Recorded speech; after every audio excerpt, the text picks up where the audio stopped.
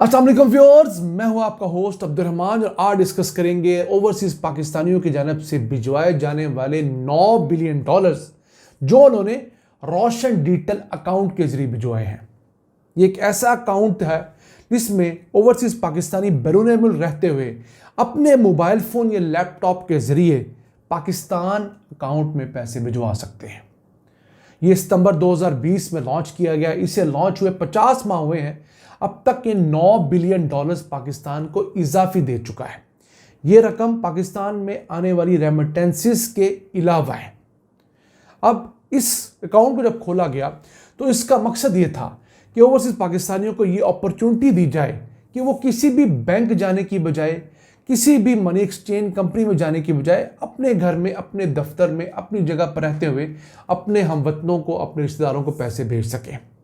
और प्लान ये था कि इस स्कीम के तहत हर साल 3 से 5 बिलियन डॉलर्स पाकिस्तान को इजाफी आएंगे। अब तक ओवरसीज पाकिस्तानियों ने तकरीबन 7.5 लाख अकाउंट्स मुल्क के बैंकों में खुलवा लिए हैं, जहां पर वो ऑनलाइन ट्रांजैक्शन से पैसे भिजवा देते हैं। तो ये जो पैसे हमें आ रहे हैं, इनमें से 63% पैसे जो हैं वो ये ओवरसीज पाकिस्तानी अपने घरों में इस्तेमाल करवा देते हैं, रेमिटेंसेस के तौर पे इस्तेमाल हो जाते हैं। और वो जो रकम है वो तकरीबन 6.25 बिलियन डॉलर्स बनती है। इसके अलावा को 18% पैसे ऐसे हैं जो वो वापस भी मंगवा लेते हैं। इस अकाउंट के अंदर हुकूमत ने ये भी सहूलत दी थी कि ओवरसीज पाकिस्तानी इस अकाउंट में जब चाहें डॉलर्स में पैसे भिजवाएं, रियाल में भिजवाएं या दरहम में भिजवाएं, यूरो में भिजवाएं, पाउंड में भिजवाएं, और जब चाहे ये पैसे वापस भी अपने फॉरेन अकाउंट में कन्वर्ट कर सकते हैं। तो 18% वापस भी गए और 19% पैसे ऐसे हैं, तकरीबन 1.5 बिलियन डॉलर्स, जो इस वक्त भी पाकिस्तान में ओवरसीज पाकिस्तानियों ने इन्वेस्ट कर रखा है। अब ये पैसा इन्वेस्ट कहाँ कर रखा है? ये पाकिस्तान के अंदर 2 किस्म की बड़ी स्कीम्स हैं जो कि पैसे डिपॉजिट करने पर आपको सूद की मद में या इस्लामी बैंकिंग में कह दें तो प्रॉफिट की मद में पैसे देती हैं। नया पाकिस्तान सर्टिफिकेट, उसके अंदर 1.5 बिलियन डॉलर्स इन्वेस्ट है। अब इस 1.5 बिलियन डॉलर्स का अगर हम बाइफरकेट करके आपको बताएं तो 656 मिलियन डॉलर्स जो है वो तो ओवरसीज पाकिस्तानियों ने इस्लामी बैंकारी में इन्वेस्ट कर रखा है। उन्हें 3 महीने बाद, 6 महीने बाद उसका मुनाफा मिलता है। और 380 मिलियन जो है डॉलर है वो रूटीन के बैंकों में वहाँ पर इन्वेस्टेड है। इसके अलावा को 41 मिलियन डॉलर्स जो है वो पाकिस्तान की स्टॉक एक्सचेंज में भी इन्वेस्ट किया गया है। अब अगर इस साल के इब्तदाई 4 माह को डिस्कस करें, जुलाई, अगस्त, सितंबर और अक्टूबर, इन 4 माह के अंदर ओवरसीज पाकिस्तानियों ने रूटीन के अंदर जो रेमिटेंसेस भेजी वो 11 अरब 85 करोड़ डॉलर्स थी। पिछले साल से 35% इजाफा और 3 बिलियन डॉलर्स का इजाफा है। इस पर हम डिटेल्ड वीडियो कर चुके हैं। जो लोग पाकिस्तान की रेमिटेंसेस जानना चाहें और उसमें क्या क्या इंप्रूवमेंट आई है, किस मुल्क से ज़्यादा रेमिटेंसेस आई है, वो स्क्रीन पर इस थंबनेल के ऊपर जो लिंक है उसे क्लिक कर सकते हैं। इस लिंक पे आप वो वीडियो जान सकते हैं। अब रवा माली साल के दौरान जो 11 अरब 85 करोड़ डॉलर्स हमें रेमिटेंसेस की मद में मौसूल हुए हैं, इसके साथ साथ रोशन डिजिटल अकाउंट के अंदर हमें 4 माह में 750 मिलियन डॉलर्स मौसूल हो चुके हैं। दोनों को क्लब करें तो 12 अरब 60 करोड़ डॉलर्स पाकिस्तानियों ने अब तक इन 4 महीनों के अंदर भिजवा दिए हैं। याद रहे, ये रकम अब तक की पाकिस्तान की टोटल एक्सपोर्ट से ज़्यादा रकम है। ये वो हालात हैं, ये वो पैसे हैं जिन्होंने पाकिस्तान को असल में अब तक बैंकरप्ट होने से बचा रखा है। हमारी हुकूमतें अब भी ओवरसीज पाकिस्तानियों पर तनकीद करती हैं और इसके साथ साथ उन्हें कोई ख़ास मराद देने पर भी राज़ी नहीं है। मराद से मुराद ये है कि आज भी हम उन्हें मुल्क में आने की सूरत में एयरपोर्ट्स पर इज्जत देने के कायल नहीं है।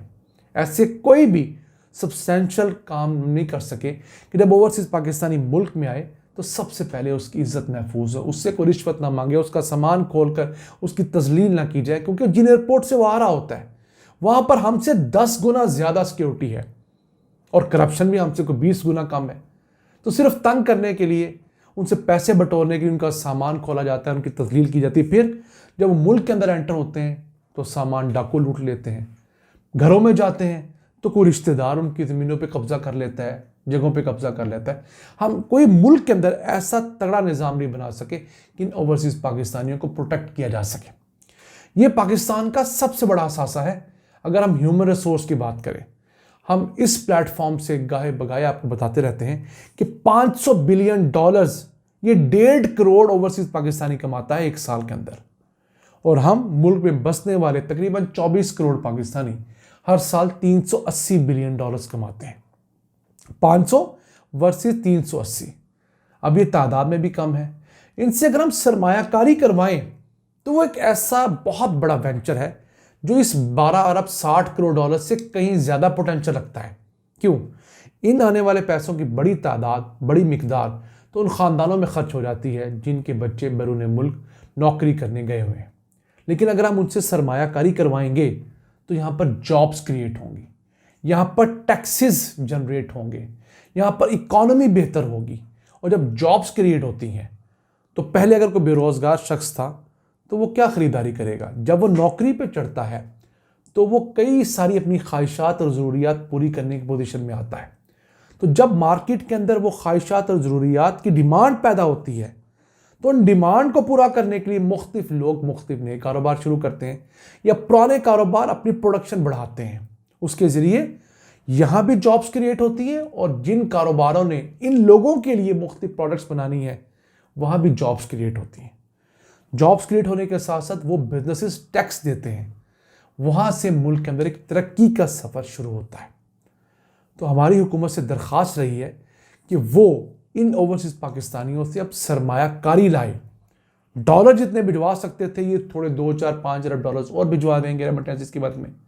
लेकिन अगर हम सरमायाकारी करने लगे सिर्फ $5 अरब सालाना की, तो वो $5 अरब सालाना की सरमायाकारी इन ओवरसीज़ पाकिस्तानियों की जानब से भेजी जाने वाली 30-35 बिलियन डॉलर्स की रकम से कहीं ज़्यादा इम्पैक्ट रखेगी। जब वो यहाँ पर सनतें लगाएंगे, जब वहाँ पर डिपार्टमेंटल स्टोर्स खोलेंगे, जहाँ यहाँ पर मुख्तलिफ़ किस्म के वेंचर्स बनाएंगे, तो उन बिजनेस वेंचर्स के बाद पाकिस्तान की जीडीपी ग्रो करेगी, पाकिस्तान के अंदर गुर्बत कम होगी, महंगाई कम होगी और हम अपने कर्जे उतारने की पोजीशन में आएंगे। अब इस रोशन डिजिटल अकाउंट के ज़रिए ओवरसीज़ पाकिस्तानियों को घर लेने की ऑप्शन दी गई, लेकिन इस हुकूमत के आने के बाद उस चीज़ को इतना ज़्यादा प्रमोट नहीं किया गया है। हालांकि ऐसे लोग जो निस्बतन गरीब हैं, ओवरसीज़ हमारे हैं, जो छोटी जॉब्स करते हैं, उनके लिए हुकूमत को रोशन अपने घर के स्कीम के तहत अच्छी ऑप्शन देनी चाहिए। फिर रोशन अपनी कार का ऑप्शन भी है कि वो बाहर रहते हुए अपनी फैमिली वालों को एक गाड़ी लेकर दे सकते हैं।